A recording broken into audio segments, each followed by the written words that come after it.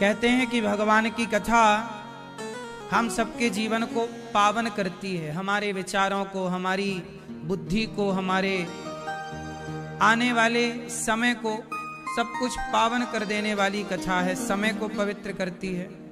हमारे जीवन में जो समय व्यर्थ में जा रहा था, गलत समय था, वो गलत सही में तब्दील हो जाता है। किससे होता है? भगवान की कथा से। सुनो, बैकुंठ में भगवान नारायण के चरण दबाती हैं माता लक्ष्मी, सदा पांव दबाती हैं मां भगवती लक्ष्मी जी। और लक्ष्मी जी पांव दबाते दबाते एक दिन मां भगवती लक्ष्मी जी ने भगवान से कहा, चलो हम संसार को देख कर आए, क्योंकि संसार भगवान ने ही बनाया है, तो संसार तो भगवान का ही हुआ, हम भगवान की संतान हुए।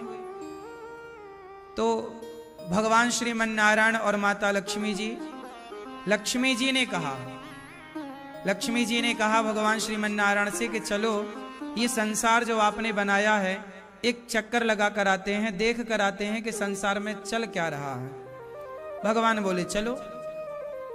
तो भगवान श्रीमन नारायण लक्ष्मी जी के साथ संसार को देखने आए।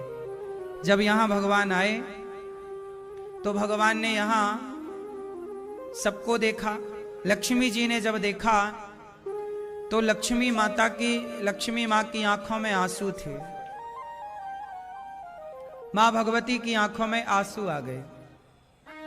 भगवान के, लक्ष्मी मां के नेत्रों का जल जब भगवान श्रीमन नारायण ने देखा तो भगवान नारायण ने पूछा लक्ष्मी जी से कि देवी आप रो रही हैं?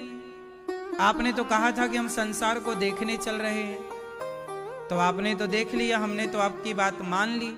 आपने कहा था देखने चलो, हम देखने आ गए, पर आप रो रही हैं। आप हमें बताओ कि आप रो क्यों रही हैं? तब माता लक्ष्मी ने भगवान श्रीमन नारायण के चरणों में गिरते हुए चरणों को पकड़कर कहा कि हे प्रभु, मुझे संसार के बच्चों का दुख पीड़ा देखी नहीं जाती। पता नहीं आप कैसे इनके दुख देख लेते हैं। आपने देखा नहीं संसार में लोग कितने दुखी हैं, कितने परेशान हैं, चिंता से डूबे हुए हैं। इतना दुख संसार के लोगों को, ये इनकी क्षमता से ज्यादा है प्रभु, इतना दुख ना दीजिए। तब भगवान श्रीमन नारायण ने कहा लक्ष्मी जी से कि देवी आप यदि इनका दुख दूर करना चाहती हैं तो आप कर दीजिए। लक्ष्मी जी ने कहा कि मैं कैसे इनका दुख दूर कर सकती हूं, आप मेरा मार्गदर्शन करें। तब भगवान श्रीमन नारायण ने कहा लक्ष्मी जी से कि देवी जिस मंत्र का जाप आप करती हैं मेरे चरण दबाते हुए, आप मंत्र जपती हैं तो आप मेरे पास रहती हैं। ये लोग जितने दुखी हैं ना, आपने जिनको रोते हुए परेशान देखा है, कष्ट में देखा है, ये केवल इसलिए दुखी हैं क्योंकि ये लोग मेरी शरण में नहीं आते। यदि ये एक बार मेरी शरण में आ जाएं तो इनका उसी क्षण दुख दूर हो जाएगा। आप एक काम करें, यदि आप इनका दुख दूर करना चाहती हैं तो जो मंत्र आप जपती हैं ये मंत्र आप सब तक पहुंचाइए। आप ही इन भटके हुए प्राणियों को राह दिखाइए। तब माता लक्ष्मी जी ने सबसे पहले इस कलिकाल में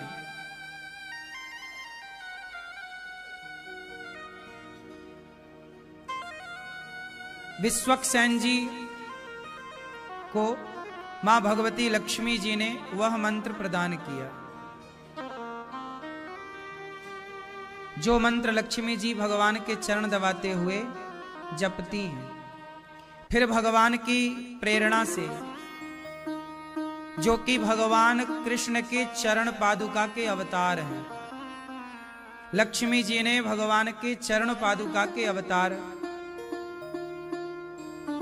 पूज्य श्री स्वामी विश्वक्सेन जी को चुना और मां लक्ष्मी जी ने मंत्र उन्हें प्रदान किया। जब लक्ष्मी जी ने उन्हें मंत्र दिया तो उन्होंने कहा, मां अब आज्ञा करिए कि इस मंत्र का करना क्या है। उन्होंने कहा, जाइए आप इस मंत्र का प्रचार कीजिए ताकि संसार के लोग दुखी ना हो और सबको लाकर भगवान के चरणों में भगवान की शरणागति कराइए। क्या कराइए? भगवान की शरणागति। क्योंकि भगवान ने कहा है कि लोग तब तक ही दुखी रहेंगे जब तक वह मेरी शरण में नहीं आएंगे। फिर विश्वक्सेन जी के द्वारा फिर उन्होंने अपने शिष्य इसी परंपरा में नाथ मुनि और स्वामी श्री रामानुजाचार्य जी हुए। रामानुजाचार्य जी लक्ष्मण जी के अवतार हैं। फिर यही परंपरागत मंत्र चलता चलता चलता यही मंत्र मेरे गुरुदेव भगवान ने मुझे प्रदान किया और मैं वही मंत्र जपता हूँ जो माता लक्ष्मी जी भगवान के चरण दबाते हुए जपती हूँ। यही है परंपरा। तो हमारी परंपरा जो है, इस परंपरा में इस संप्रदाय की आचार्या है माता लक्ष्मी। कौन है आचार्य? क्योंकि लक्ष्मी माँ ने हम सबका दुख देखकर हम सबका दुख दूर करने का सोचा, तो लक्ष्मी माँ ने सोचा, इसलिए लक्ष्मी जी का नाम है श्री। क्या नाम है? श्री। तो इस संप्रदाय का नाम पड़ा श्री संप्रदाय। क्योंकि हमारे बारे में सोचने वाला कौन है? मां लक्ष्मी। तो हमारी संप्रदाय का नाम पड़ा लक्ष्मी नाथ समारंभाम, लक्ष्मी श्री संप्रदाय। और इसी संप्रदाय में ये दास अनिरुद्ध दीक्षित है और इसी संप्रदाय में आगे चल करके स्वामी श्री रामानुजाचार्य जी आए। जब रामानुजाचार्य जी आए, रामानुजाचार्य जी का आप दर्शन कर सकते हैं। जब रामानुजाचार्य जी आए तो रामानुजाचार्य जी ने भगवान से कहा कि प्रभु, ये रामानुजाचार्य जी कौन है? भगवान नारायण किस पर लेटते हैं? किस पर लेटते हैं? शेष सैया पर, शेषनांग। तो शेषनांग के अवतार हैं लक्ष्मण जी, शेषनांग के अवतार हैं बलराम जी, बलदाऊ जी। और वही शेषनांग के अवतार त्रेता में बने वही शेष लक्ष्मण, द्वापर में बने वही शेष बलराम और कलयुग में आए वही शेष रामानुजाचार्य। जब रामानुजाचार्य जी आए आज से 1000 साल पहले, तो रामानुजाचार्य जी ने क्यों आए, इसकी भी एक कथा है। भगवान श्रीमन नारायण ने एक दिन लेटे लेटे शेष भगवान से कहा कि रामानुज आप जाओ, धरती में आपकी बहुत जरूरत है। क्यों प्रभु, क्या हुआ? भगवान नारायण ने कहा कि देखो ये लोग बड़े परेशान हैं, फिर मेरा रास्ता भटक गए। भगवान के चरणों में समर्पण करना था, तो समर्पण कहां? शराब के चरणों में समर्पण है। आजकल शराबी शराब के बिना कहां रहता है? उसका समर्पण कहां हो गया है? शराब में। गांजा पीने वाले का समर्पण कहां हो गया है? गांजा में। बेचारा गांजा के बिना रह नहीं पाता, इतनी आदतें हो गई कि वो गांजा के बिना नहीं रह पा रहा, तंबाकू के बिना नहीं रह पा रहा, गुटखा के बिना नहीं रह पा रहा। समर्पण हो गया ना गुटखे में, सिगरेट में, तंबाकू में। और समर्पण कहां हो गया? पराई स्त्रियों में, वैश्याओं में। संसार का आदमी उलझा कहां है? 99% लोग कहां उलझे हैं जरा बताओ? दुनिया के, मैं पूरी दुनिया की बात करूं तो पूरी दुनिया में 99% लोग उलझे हैं। समर्पण उनका हुआ कहां? आज भारत नहीं, पूरी दुनिया में, पूरी दुनिया का औसत यदि निकाला जाए तो 99% लोग शराब पीते हैं। 99% लोगों का समर्पण शराब में है, नशे में है, पराई स्त्रियों में है। और उनका समर्पण क्या है? मांसाहार में, मांस खाना, जीवों की हत्या करना। जब भगवान नारायण देखते हैं कि लोग अपने स्वाद के लिए गाय काट रहे हैं, बकरे का खून बहा रहे हैं, मुर्गी को काट रहे हैं, जीव जंतुओं को मारे डाल रहे हैं, तब भगवान तड़प जाते हैं कि मेरी बनाई सृष्टि, मेरे बनाए लोग ये कहां भटक गए, इनका समर्पण कहां हो गया। आज समर्पण लोगों का विषयों में हो गया, विकार गलत चीजों में समर्पण हो गया।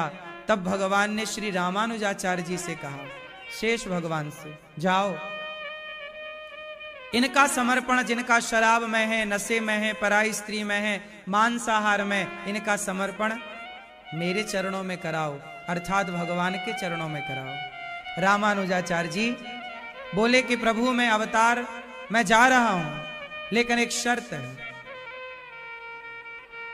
क्या? देखो भगवान को आप लोगों की कितनी चिंता है, भगवान को आप लोगों की कितनी चिंता है। और भगवान ही नहीं, हम सबके पूज्य गुरु देव भगवान श्री रामानुजाचार्य जी, हमारी गुरु मुख्य तो माता लक्ष्मी है, फिर रामानुजाचार्य जी। श्री संप्रदाय का नाम बाद में रामानुजाचार्य संप्रदाय पड़ा, इसे श्री संप्रदाय कहो या रामानुजाचार्य, बात एक ही। तो श्री रामानुजाचार्य जी ने भगवान से एक वचन लिया कि मैं जाऊंगा, आपके भक्त जो भटक गए हैं उन्हें मैं आपके चरणों में समर्पण शरणागति कराऊंगा, लेकिन एक वचन दो मुझे। तब भगवान नारायण से एक वचन लिया श्री रामानुजाचार्य जी ने। श्री रामानुजाचार्य जी ने कहा कि प्रभु जो एक बार आपके चरणों में समर्पण कर लेगा, जो एक बार आपके चरणों में समर्पण कर लेगा, चाहे वो कितना भी बड़ा पापी हो, कितना भी बड़ा पतित हो, भटका हुआ हो, नीच हो, एक बार जो आपके चरणों में समर्पण कर लेगा, एक बार जो रामानुज दास हो जाएगा, रामानुज दासी हो जाएगी, श्री हरि के चरणों में एक बार जो समर्पण कर लेगा, यदि समर्पण करने के बाद, जैसे मैंने समर्पण किया भगवान के चरणों में, और समर्पण करने के बाद यदि मैं भटक गया मीन्स गलत रास्ते पर चला गया, शराब मांस गलत आदतें आ गई, क्योंकि समर्पण हो चुका है भगवान के चरणों में,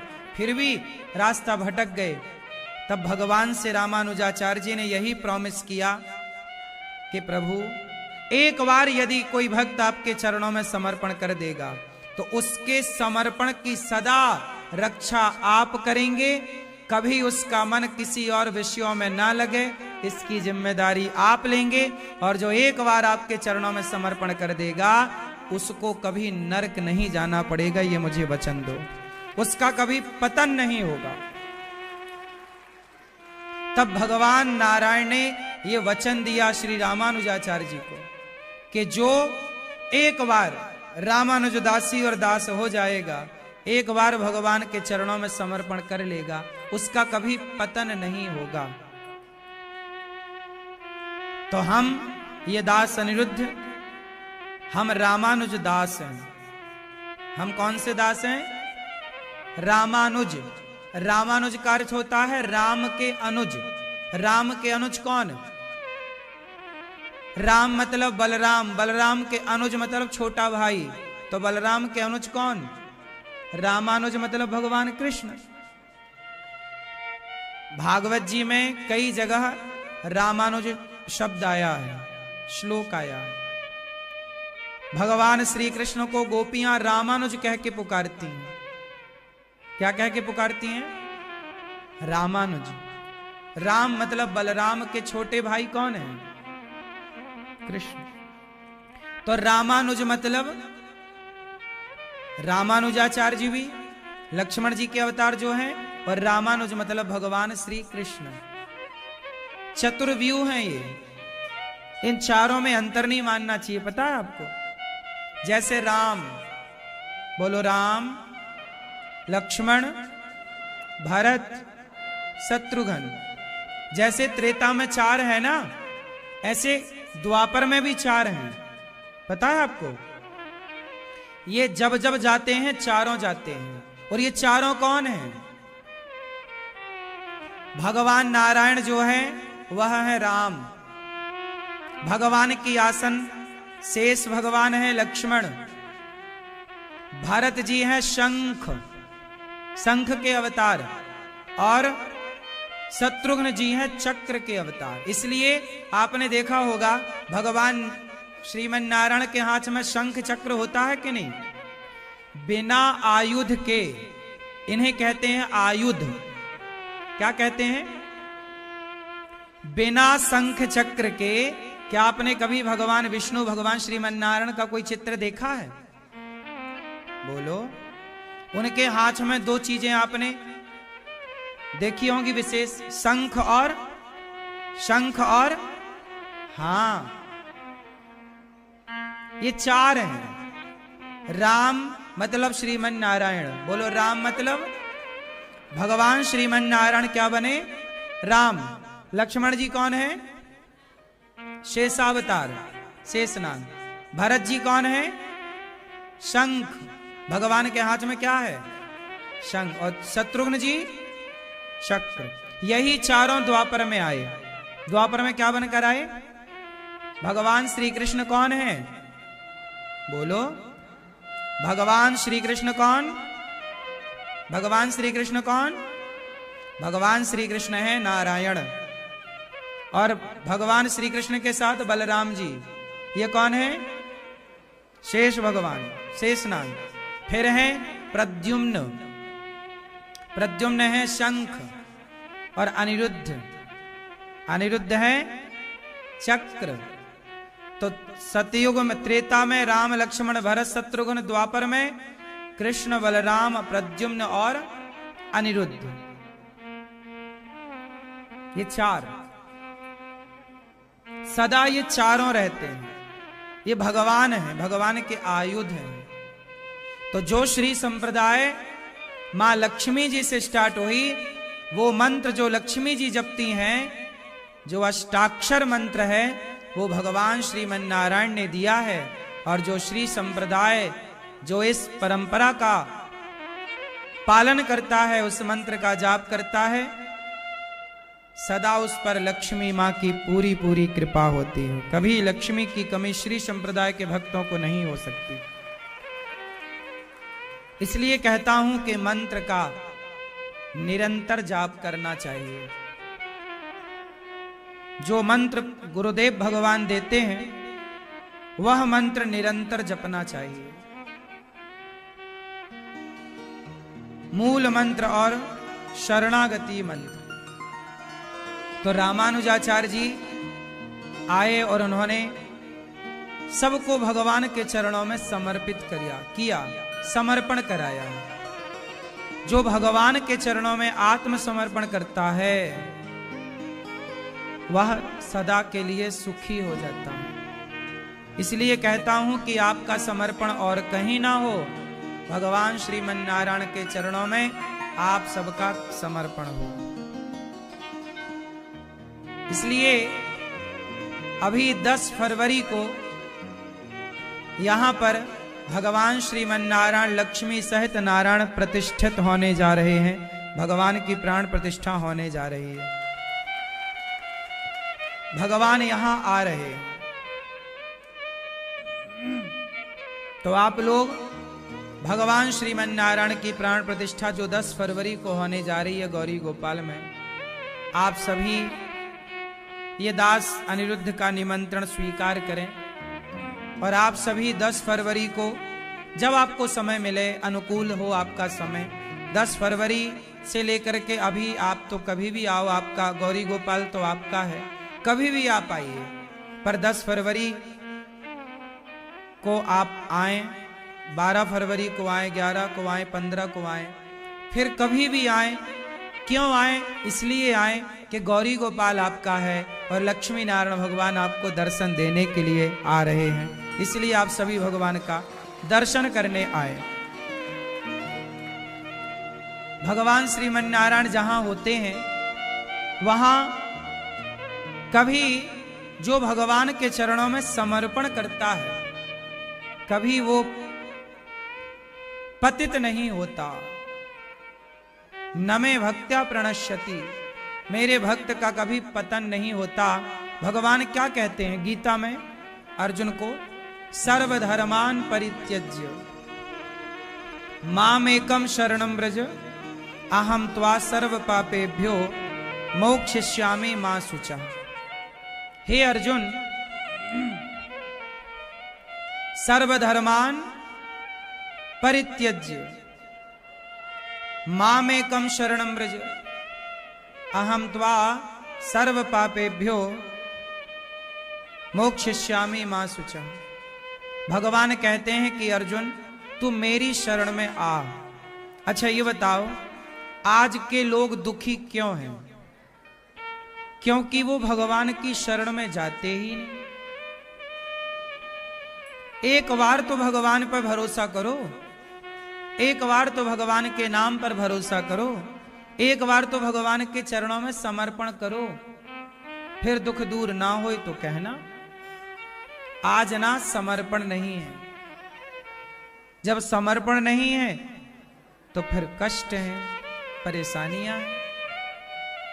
आपसे बस मेरी इतनी सी विनती है कि भगवान के चरणों में समर्पण जरूर हो। अच्छा, समर्पण कैसे होता है? कौन कराता है? अच्छा ये बताओ, आप दोनों ने कमरे के भीतर, पति एक लड़की और एक लड़के ने कमरे के अंदर शादी कर ली। एक लड़का एक लड़की ने अकेले में, किसी को नहीं बताया, कमरे के भीतर विवाह कर लिया। अब बताओ, क्या वो विवाह मान्य होगा?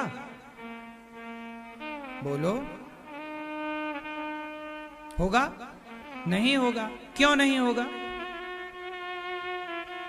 क्योंकि जो विधि है, जो विधान है, उस विधि और विधान से आपका कार्य पूरा नहीं हुआ। यहां तक कि जो विवाह कोर्ट में होता है, जिसे लव मैरिज कहते हैं, आप लोग कोर्ट मैरिज कहते हैं, ये विवाह भी मान्य नहीं है। आप लोग कराते हैं कोर्ट मैरिज, ठीक है, लेकिन कोर्ट मैरिज मान्य नहीं है। विवाह का सर्टिफिकेट आजकल सरकार को दिखाना पड़ता है। मैरिज सर्टिफिकेट लगता ना बहुत सारे जगह, लेकिन विवाह का जो सर्टिफिकेट है, कागज है, वो यहां तो काम आता है, लेकिन विवाह तब तक मान्य नहीं होता जब तक शास्त्रों की विधि से, जब तक वेदों की विधि से पाणी ग्रहण संस्कार ना हो। इसलिए हमारे यहां विवाह को क्या कहते हैं? पाणी ग्रहण संस्कार। 16 संस्कारों में यह 15वां संस्कार है। कौन सा संस्कार है? 15वां। कौन सा संस्कार बोलते हैं? पाणी ग्रहण संस्कार। जब तक ये संस्कार संस्कार की तरह ना होगा, प्रॉपर विधान विधि से ना होगा, तब तक आपका विवाह मान्य ना होगा। उसी तरह जैसे विवाह एक ब्राह्मण, एक आचार्य के द्वारा संपन्न होता है मंडप के नीचे, वही तो मान्य होगा। जैसे विवाह एक ब्राह्मण के द्वारा, उस विवाह में साक्षी कौन होगा? अग्नि। कौन साक्षी होगा? अग्नि। अग्नि साक्षी है, समाज साक्षी है, ध्रुव तारा साक्षी है, और आवाहित देवी और देवता साक्षी है। उसी तरह जैसे एक आचार्य के द्वारा विवाह संपन्न कराया जाता है, उसी तरह एक गुरु के द्वारा ही भगवान के चरणों में समर्पण शरणागति कराई जाती है। बिना गुरु के शरणागति मान्य नहीं है। उसी तरह जैसे बिना विधि के विवाह मान्य नहीं है, उसी तरह बिना गुरु के शरणागति मान्य नहीं है। इसलिए गुरु की जरूरत पड़ती है। मेरे गुरुदेव भगवान ने मुझे भगवान श्रीमन्नारायण के चरणों में समर्पित किया और उन्होंने कहा कि आज से तुम रामानुज दास हो, भगवान श्रीमन्नारायण तुम्हारे आराध्य हैं। बस गुरुदेव भगवान ने कहा, मंत्र दिया, जैसे विवाह में अग्नि साक्षी है, ऐसे गुरु मंत्र में शंख और चक्र साक्षी होते हैं। पंच संस्कार में तपाया हुआ शंख और चक्र भुजाओं में अंकित किया जाता है, साक्षी।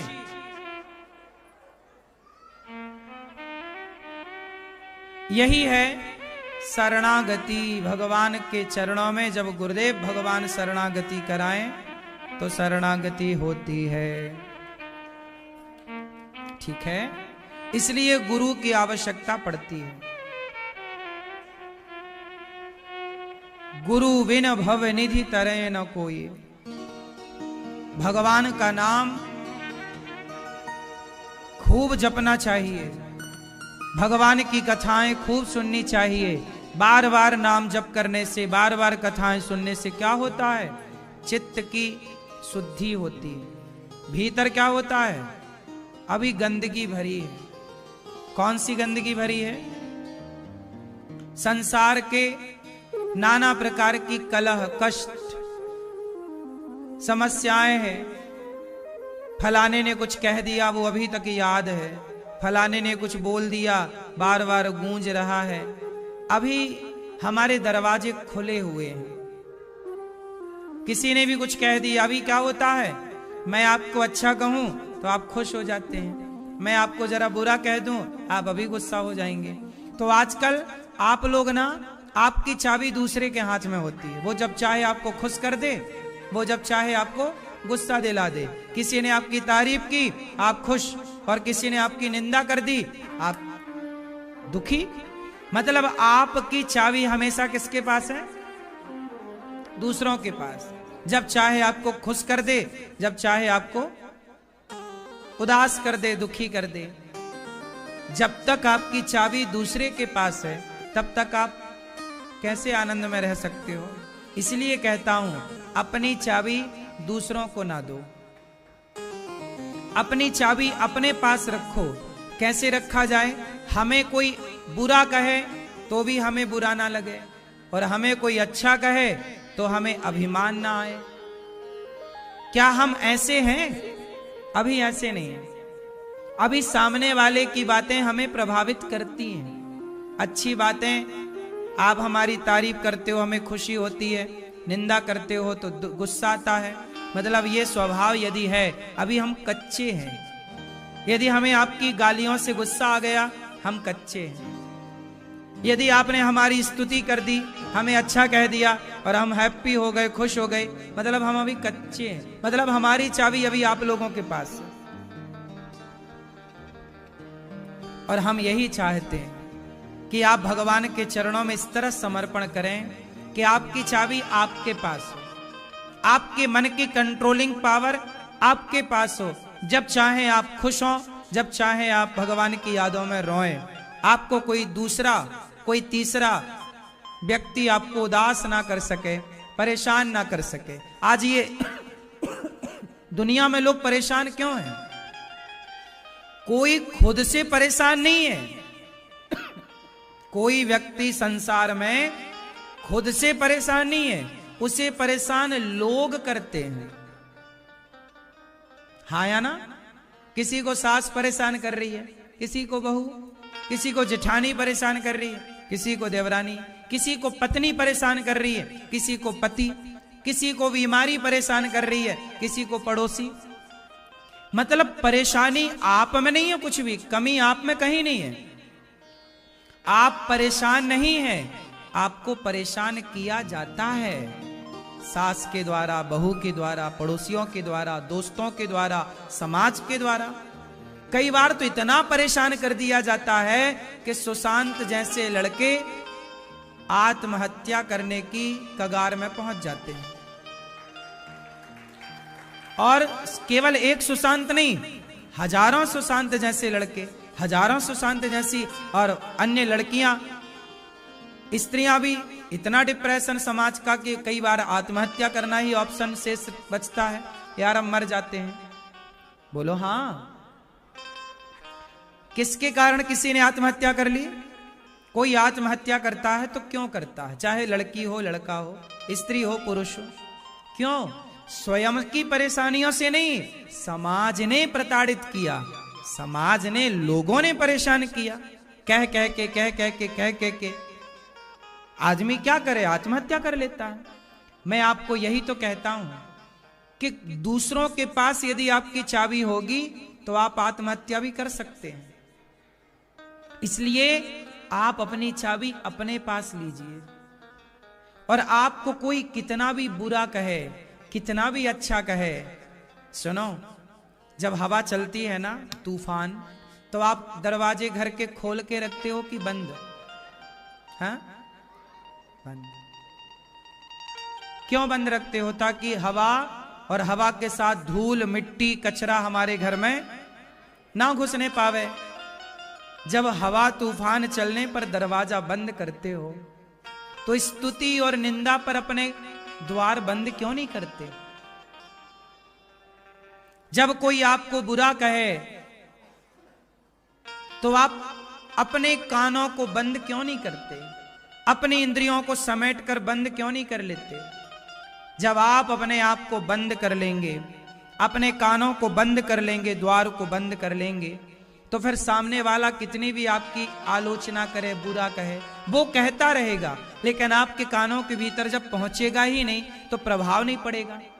प्रभाव तो तब पड़ता है ना जब आप दरवाजे खोल के रखते हैं, सुनते हैं। क्यों सुनना है भाई? आपको क्यों प्रभावित होना, वो ये बताओ। कांटा हमें चुभेगा बबूल का तो हम कांटे को डांटेंगे क्या? कांटे का स्वभाव ही चुभना है। सामने वाला मुझे गाली दे रहा है तो मैं सामने वाले को नहीं रोक सकता, मैं अपने कानों को ही बंद करूं। मैं किस किस को बदलूंगा ये तो बताओ। जो व्यक्ति दूसरे को बदलता है वो व्यक्ति परेशान होता है, लेकिन जो व्यक्ति स्वयं को बदल लेता है ना, बहुत सुखी हो जाता है।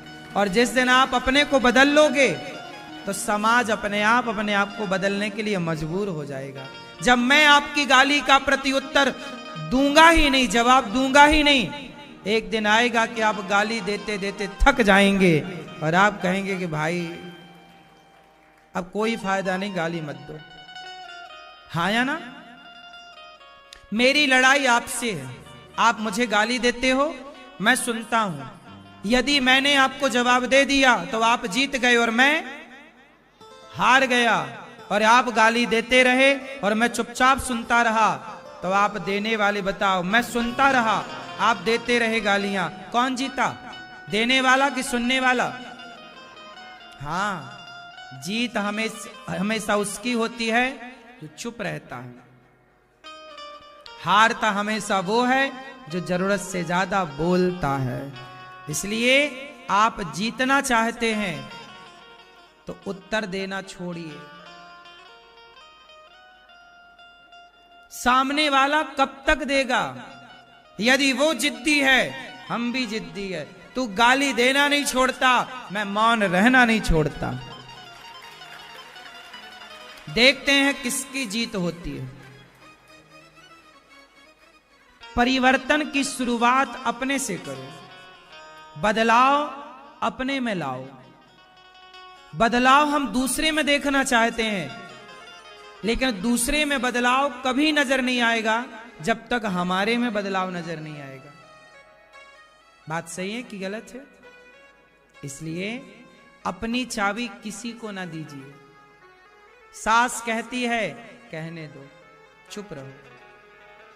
जमाना बोलता है, आप द्वार बंद करिए अपने कानों को और अपनी वाणी भगवान के नाम में लगाओ, अपने कान भगवान की कथा में लगाओ और अपना मन सब जगह से निकाल कर भगवान श्री हरि के चरणों में, श्रीमन नारायण के चरणों में लगाओ। यही है लोक और परलोक में रहने की समझदारी, सार्थकता। इसी से आपका भला होगा, वरना तुम जितना दिमाग लगाओ लगाते रहो। भगवान के चरणों में जब तक भक्त का समर्पण नहीं होता तब तक भला नहीं हो सकता, और गुरु ही समर्पण कराते हैं।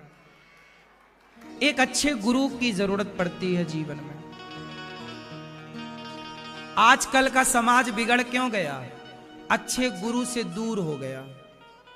एक अच्छे गुरु की तलाश खत्म हो गई। एक अच्छे गुरु के चरणों में समर्पण नहीं हुआ। हम किसी गुरु के हिसाब से चले नहीं, हमारा कोई मार्गदर्शक मिला नहीं। हमें कौन लोग मिल गए?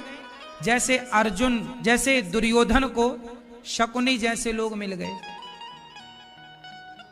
जैसे कैकेयी को मंथरा जैसे लोग मिल गए। आपके जीवन में अच्छे गुरु तो आ नहीं पाए। यदि कोई शकुनी जैसे लोग आ गए, मंथरा जैसे लोग आ गए, तो आपके जीवन का विनाश हो जाएगा। विकास और विनाश जीवन में, यदि आप अच्छे गुरु की शरण में गए, अच्छे राह पर चले, तो जीवन का विकास होता है। जैसे अर्जुन का विकास हुआ। शबरी का गुरु के पास गई माता शबरी, और गुरु के द्वार पर झाड़ू लगाने लग गई शबरी माता। लकड़ियां जंगल की समेट कर गुरु के द्वार पर गट्ठा बांध कर रखना सीख लिया। जब गुरु की सेवा की तो शबरी का भटकाव मिट गया, और एक गुरु के समर्पण से स्वयं राम उनके द्वार पर चलकर आ गए। ये है समर्पण।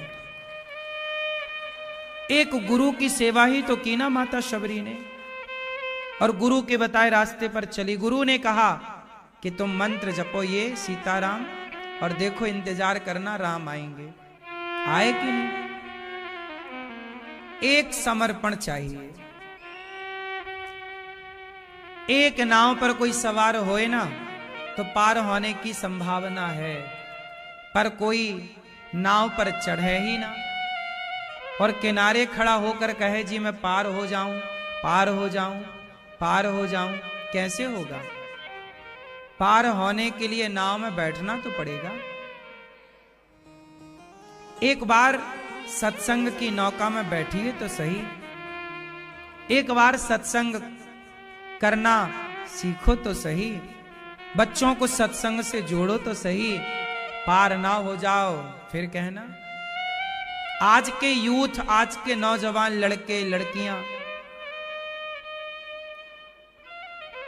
भटक क्यों गए? क्योंकि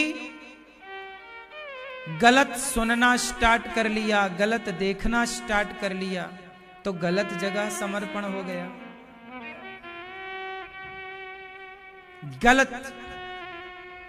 गलत जगह समर्पण हो जाने से परिणाम क्या हुआ? आप गलत हो गए। इसलिए कहता हूं कि समाज, लोग कुछ भी कहें, कहने दो। जीवन में आनंदित होना चाहते हैं तो दरवाजा बंद करना सीखिए। कानों के दरवाजे बंद करो, आंखों के दरवाजे बंद करो। आंखों से सब कुछ ना देखो, कानों से सब कुछ ना सुनो, वाणी से सब कुछ ना बोलो। 3 चीजों पर कंट्रोल करो, देखने पर, सुनने पर और बोलने पर। हाँ या ना? माता कैकेयी ने गलत सुन लिया, मंथरा के विचारों को सुन लिया, परिणाम देख लो। भीष्म पितामह ने द्रौपदी के कपड़े उतरते केवल देख लिए, परिणाम देख लो बाणों की सैया। देखा था ना पितामह ने? देखा था तो बोला क्यों नहीं? देखा था तो रोका क्यों नहीं? मतलब बुरा करना तो बुरा है, बुरा देखना भी बुरा है। आपने देखा क्यों जब सामर्थ्य थी रोकने की? तो देखने से भी बचो, कुछ भी ना देखो। आजकल लोग कुछ भी देखते हैं, बाद में रोते हैं हम बड़े दुखी हैं। इसलिए कहता हूं कि आज लक्ष्मी माता इसलिए रो रही है कि सारा संसार समर्पण कर रहा है कहाँ? गलत जगह। यदि आपका समर्पण भगवान में हो जाए तो आपका यह लोक परलोक दोनों सुखमय बीतेगा।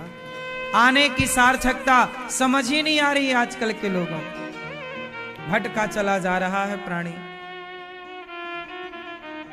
भीष्म पितामह ने कानों से द्रौपदी की पुकार सुनी, कहा द्रौपदी ने बचाओ, पितामह ने नहीं बचाया। आंखों से देखा, कानों से सुना और वाणी को चुप रखा। जहां बोलना चाहिए ना वहां जरूर बोलना चाहिए। भीष्म पितामह को बोलना था ना कि द्रौपदी तू चिंता मत कर, मैं हूं। जाना था ना पांव से चलकर, दुशासन को 2 थप्पड़ मारना था ना, नहीं। न बोल पाए सही जगह, न आंखों पे दरवाजे लगा पाए अर्थात आंखें बंद कर पाए, न तो कान पर कंट्रोल। भोगना पड़ा पितामह को। इसलिए कहता हूं कि जो महाभारत में घटनाएं घटी हैं वो सब हमारे लिए हैं, सीख है हमारे लिए। इतिहास, जो इतिहास सिखाता है ना साहब, वो कोई नहीं सिखाता। इतिहास के पन्नों से सीखो। जो बीत गया है, बीते हुए कल से बहुत कुछ सबक मिल सकती है, हाँ या ना? नहीं? झांसी की रानी के बारे में क्यों जानना चाहिए? महाराणा प्रताप का समय तो बीत गया, पर क्यों समझना चाहिए, क्यों जानना चाहिए? राम को, कृष्ण को क्यों जानना चाहिए? बुद्ध को, महावीर को क्यों जानना चाहिए? क्योंकि बीता हुआ कल यदि हम जानते हैं तो हम बीते हुए कल की गलतियों से आज की गलतियों को रोक सकते हैं। रावण ने जो गलती की वो गलती हम ना करें, वरना परिणाम वही होगा जो रावण का हुआ। पराई स्त्री के चक्कर में फंसा। तो ये सबक है, आजकल लोग नहीं समझते।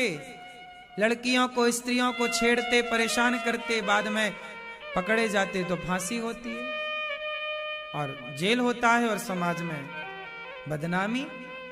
तो इतिहास से आपने सीखा क्यों नहीं? रावण इतना उदाहरण है, हर साल ना पुतला जलता है रावण का, तुम्हें समझाने के लिए। रावण घमंड का प्रतीक है, अभिमान का। अभिमान किया रावण ने, पुतले जलाए गए, सर्वनाश हुआ। तुम क्यों घमंड करते हो? जब सोने की लंका वाले का घमंड नहीं चला तो तुम्हारे घर में कितना सोना है भाई? तुम्हारी लंका कितने सोने में बनी है? फिर इतिहास सिखाता है। पृथ्वीराज चौहान के बारे में जरूर जानना चाहिए। पृथ्वीराज चौहान की कहानी क्या सिखाती है बताओ? आप बताओ, नहीं पता? पृथ्वीराज चौहान की कहानी क्या सिखाती है आपको नहीं पता? पता होना चाहिए। पीछे वाले भैया, पृथ्वीराज चौहान की कहानी क्या सिखाती है बताओ जरा। हैं? ज्यादा? हाँ, मोहम्मद गौरी को पृथ्वीराज ने कई बार हराया और छोड़ देते थे। जरूरत से अति सर्वत्र वर्जयेत, दया की भी अति ना हो। जरूरत से ज्यादा दयावान ना बनो। तुमने दुश्मन को छोड़ा है, चलो 1 बार छोड़ा, 2 बार छोड़ा, चलो 3 बार छोड़ा, पर अब तुम अति कर रहे हो। पृथ्वीराज, तुमने अति की और छोड़ते चले गए। लगभग 16-17 बार छोड़े, उसने 1 बार पकड़ा, 1 बार भी नहीं छोड़ा और तुम्हारी आंखें फोड़ दी। तुम्हारी पत्नी को जौहर करना पड़ा।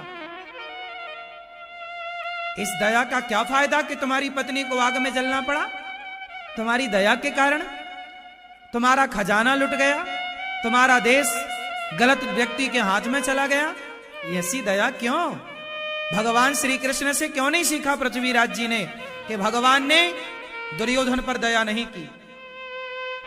एक अर्जुन बाण उठा, कर्ण को मार, कर्ण पर दया नहीं की। कर्ण तो इतने बड़े भक्त थे। ये दया का पात्र नहीं है। भरी सभा में द्रौपदी की लाज लूटने वाले लोग हैं ये, नारी के कपड़े उतारने वाले लोग हैं ये। दया ज्यादा नहीं साहब, दया की भी कहीं अति ना हो जाए। दया किस पर करें? दया का पात्र कोई हो तो करें। मोहम्मद गौरी जैसे आतंकवादियों पर दया क्यों की पृथ्वीराज ने? और की तो समाज को मैसेज में लाए, दुनिया वालों तुम ना करना ये गलती। ये इतिहास से तुम ना सीखे तो तुम्हारे जैसा मूर्ख कौन है फिर? दया करना धर्म है, दया धर्म का मूल है। हमारे शास्त्र कहते हैं दया धर्म का मूल है। दया करो, पर किस पर करो? किस पर करो? आतंकवादियों पर? जो दया का पात्र है उस पर करो साहब। मोहम्मद गौरी जैसे लोग दया के पात्र बोलो नहीं थे। दुर्योधन दया का पात्र नहीं है। दया का पात्र होता तो भगवान क्षमा कर देते। गए थे समझाने पांडवों को, ए भैया पांडवों को 5 गांव दे दो। दुर्योधन के पास गए थे भगवान, तो गए थे ना पांडवों के पक्ष से, शांति का प्रस्ताव लेकर गए। दुर्योधन 5 गांव दे दे, कहां माना? भरी सभा में बड़ा मजा आ रहा, कपड़े उतार दो द्रौपदी के, लाओ मेरी जंघा पर बिठाओ। तुम दूसरे की पत्नी के कपड़े उतार के अपनी गोद में बिठाओ, ये धर्म है क्या? अब बताओ, तुम जैसे लोग दया के पात्र हो, इसलिए भगवान ने दया नहीं की। वरना भगवान से बड़ा दयावान कौन? पूतना जहर पिलाने आई, पूतना भगवान कृष्ण को जहर पिलाने आई, पर जहर पिलाने वाली पूतना पर भी भगवान ने दया की और भगवान ने उसे वह गति दी जो बड़े बड़े साधु संतों को मिलती है, परम गति दे दी। दया की, जो दया का पात्र है। दया दया तो दुर्योधन पर भी हुई, मरने के बाद उसे भी नरक नहीं भेजा, उसका भी वैकुंठ में स्वागत हुआ, स्वर्ग में स्वागत हुआ। लेकिन दया जहां नहीं करनी वहां मत करो।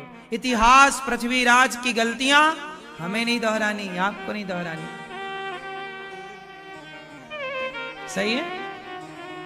ऐसी क्या दया कि तुम्हारी पत्नी को जिंदा जलना पड़े? क्यों जी? सही है? तो ये गलतियां हमें क्या सिखा रही हैं? सीख दे रही हैं। हमारा देश गुलाम हुआ, ये भी एक शिक्षा है, सीख लो ना। बताओ हमारा भारत गुलाम क्यों हुआ? आप बताओ। हाँ हाँ, आप बताओ भैया, बताओ। इतिहास से आप लोग कुछ नहीं सीखते, कुछ सीखना नहीं चाहते। देश गुलाम इसलिए हुआ क्योंकि हम भारत के लोग जातियों में बट गए। किस में बट गए? ब्राह्मण अलग, क्षत्रिय अलग, वैश्य अलग, शूद्र अलग। जब 4 उंगलियां हैं ना, तो एक तो कोई भी पकड़ के मरोड़ सकता है, कोई भी मरोड़ दे, कोई भी तोड़ दे। पर ये जब 4 उंगलियां अंगुष्ठा के साथ जब ये संगठित होती है ना, तो एक किसी को पड़ जाए तो दांत टूट जाए। हाँ, हम लोग अभी तक कैसे रहे? ऐसे। हमारे देश की पार्टियों के चुनाव चिन्ह ही ये रहे। ये कहना ये चाहते हैं कि भाई फूट डालो, शासन करो, यही तो है। तुम्हें संगठित होने नहीं दिया। तुम संगठित होते तो आज देश इतने लंबे समय तक गुलाम ना होता। ब्राह्मण, क्षत्रिय, वैश्य और शूद्र। बोलो, ब्राह्मण, क्षत्रिय, वैश्य और, यदि ये चारों संगठित होते, जातियां व्यवस्था के रूप में स्वीकार हैं, यदि हम आपस में ना लड़े होते तो बताओ हम इतने लंबे टाइम तक गुलाम होते? उत्तर दो, बोलो। संगठन की जरूरत है या नहीं?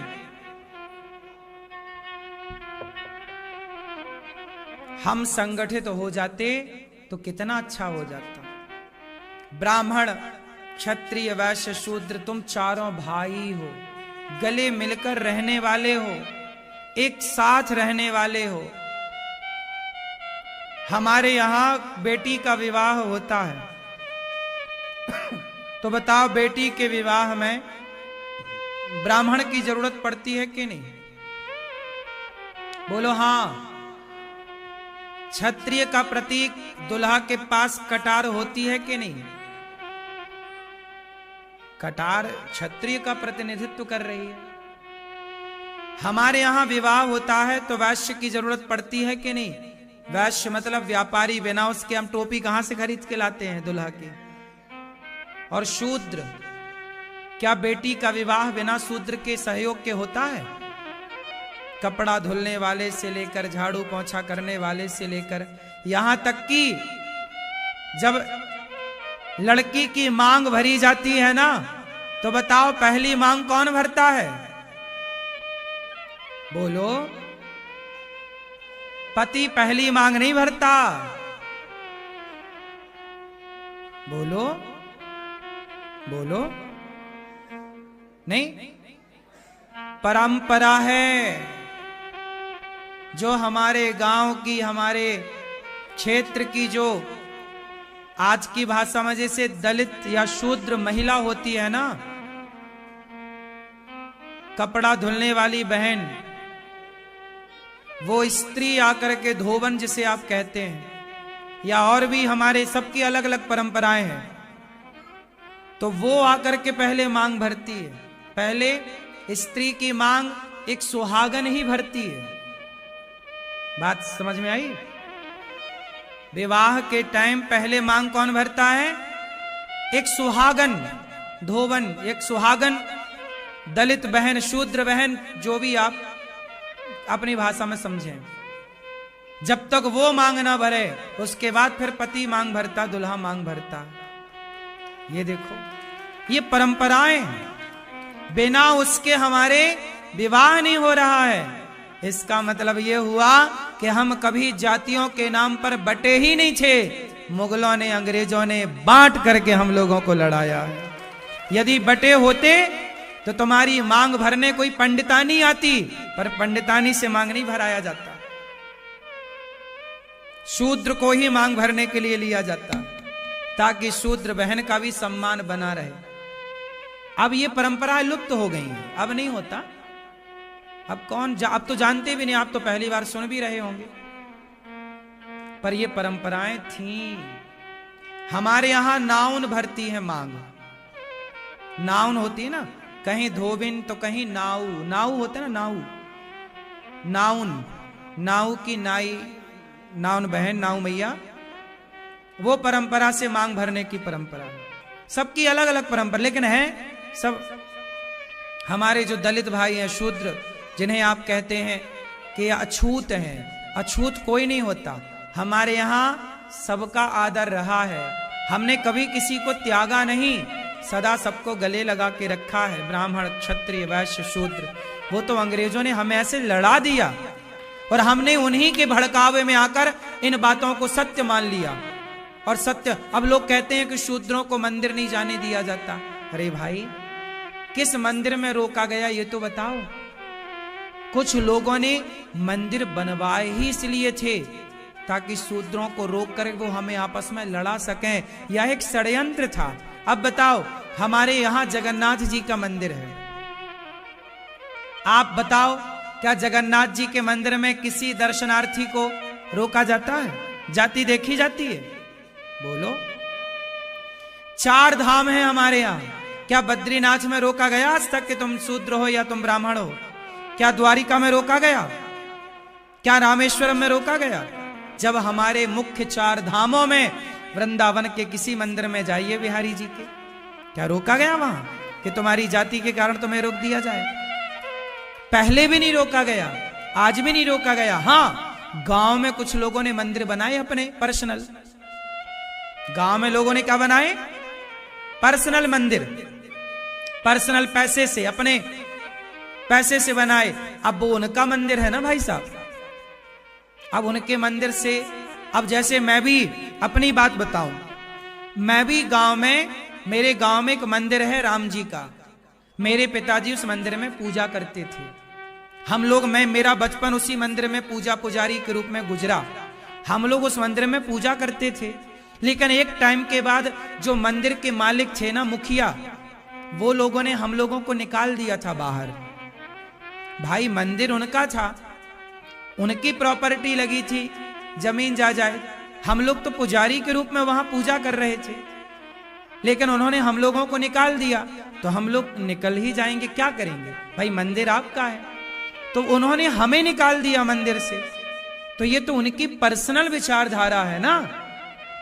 अब इससे हम ये थोड़ी कह सकते हैं कि हमें मंदिर से निकाला गया। अब ऐसे ही गांव गांव में कुछ लोगों ने पर्सनल मंदिर बनाए और उन्होंने अपने मंदिरों में किसी को नहीं घुसने दिया। तो वो उनकी अपनी पर्सनल लड़ाई है ना भाई साहब। सनातन की जो लड़ाई नहीं है ना ये। हमारे सनातन में तो छुआछूत नहीं है। छुआछूत होता तो जगन्नाथ जी के मंदिर से रोका जाता, द्वारिका के मंदिर से रोका जाता, बिहारी जी के मंदिर से रोका जाता। गौरी गोपाल मंदिर में लोग भोजन करने आते हैं। गौरी गोपाल में हजारों लोग आते हैं, लाइन में आप खड़े होकर भोजन लेते हैं। आज तक किसी की जात नहीं पूछी गई, सबको पेट भर भोजन दिया गया है। अभी कुंभ लगा है, कुंभ में करोड़ों लोग आ रहे हैं। कोई थोड़ी पूछ रहा कि तुम्हारी जात क्या है। सब लोग एक साथ गंगा मैया में डुबकियां लगा रहे हैं। बोलो हाँ कि ना। कुछ लोगों ने अंग्रेजों की चाटुकारिता की, मुगलों की चाटुकारिता की, और मुगलों और अंग्रेजों की चाटुकारिता की। तो मुगलों और अंग्रेजों ने क्या किया? उन्होंने अपना पैसा देकर कहा कि सुनो, तुम मंदिर बनाओ यहां पर अपने गांव में, और फिर उसमें फलाने को घुसने मत देना। इससे क्या होगा कि हिंदू हिंदू आपस में लड़ जाएंगे, और जब लड़ जाएंगे तो उस लड़ाई का फायदा मुगल और अंग्रेज उठाएंगे। और यही षड्यंत्र, ये क्या है? षड्यंत्र है। क्या है ये? इस षड्यंत्र के हम लोग क्या बन गए? शिकार। और हम लोगों ने फिर यही छुआछूत को बढ़ावा देना स्टार्ट कर दिया। हमारे यहां छुआछूत होती तो बताओ ना भाई। विवाह के मंडप में मांग भरने कोई धोबन बहन कैसे आती? हमारे यहां बिना शूद्रों के सहयोग के हमारे यहां विवाह नहीं होता। हमारे यहां छुआछूत होती तो हमारे यहां जब बच्चे का जन्मदिन होता है, जन्मदिन नहीं जन्म होता है, जब बच्चा पैदा होता है तो उसका नरा काटने कौन आता है?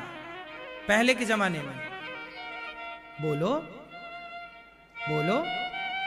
गांव में जो हमारे बच्चा पैदा होता था आज के 50 साल पहले, आपके दादाजी पैदा हुए होंगे ना, तो हॉस्पिटल में ना पैदा हुए होंगे। ये हॉस्पिटल तो अभी से आया भैया, 20 साल से। 20 साल पहले, 30 साल पहले सबके बच्चे घर में पैदा होते थे। हाँ या ना? क्यों जी? सही है। सबके बच्चे घर में पैदा होते थे, और घर में नरा काटने के लिए हमारे गांव में एक ताई आया करती थी, जो शूद्र, आज के भाषा में दलित समाज से हुआ करती थी। जब तक वो नरा ना काटे और जब तक वो बच्चे को स्नान ना कराए, वो बच्चे के मुंह में हाथ डालकर मुंह की गंदगी निकालती थी।